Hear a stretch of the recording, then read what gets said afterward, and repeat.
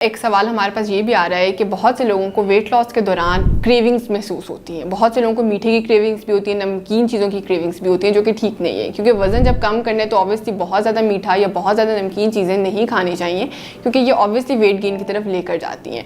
तो उसमें मैं आपको बताती हूँ कि आपको ये क्रेविंग्स होती क्यों हैं और उन क्रेविंग्स से आप निजात कैसे हासिल कर सकते हैं। सबसे पहले जो लोग जिनमें पानी की कमी होती है, जो डिहाइड्रेटेड होते हैं, उनमें बहुत ज़्यादा मीठे की क्रेविंग्स होती हैं। सो आपने सबसे पहले अपनी बॉडी का वाटर स्टेटस मेंटेन रखना है।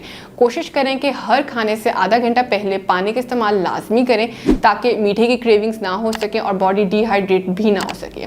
इसके अलावा प्रोटीन रिच फूड्स, वो चीज़ें जिसमें आपको प्रोटीन मिलती है, जिसमें आपके पास दूध अवेलेबल है, आपके पास अंडा अवेलेबल है, आपके पास गोश्त अवेलेबल है, अपने कंसल्टेंट के रिकमेंडेशंस के अकॉर्डिंग इन तीनों चीज़ों की मिकदार आपकी डेली रूटीन में लाजमी जानी चाहिए। क्योंकि जब आप प्रोटीन बेस्ड चीज़ लेते हैं तो इसके थ्रू क्या होता है कि एक तो आपकी बॉडी के अंदर भूख की शिद्दत कम हो जाती है और साथ ही बॉडी को जो बेजा क्रेविंग्स की शिकायत आती है, इसके थ्रू वो भी ख़त्म हो जाती है। नंबर 3 में मैं आपको बताऊंगी कि माइंड डाइवर्जन। ऑल्दो ये साइकोलॉजिकल प्रैक्टिस है कि बहुत से लोगों को सिर्फ साइकोलॉजिकली फील होता है कि उनको क्रेविंग्स हो रही हैं, जबकि उनको भूख नहीं होती भी किसी चीज़ की।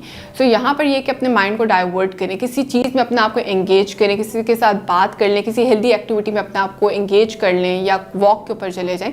क्योंकि माइंड डाइवर्ट जब आप करेंगे तो आप ऑब्वियसली क्रेविंग से हट जाएंगे और आपको उसी सी क्रेविंग दोबारा फील नहीं हो पाएगी।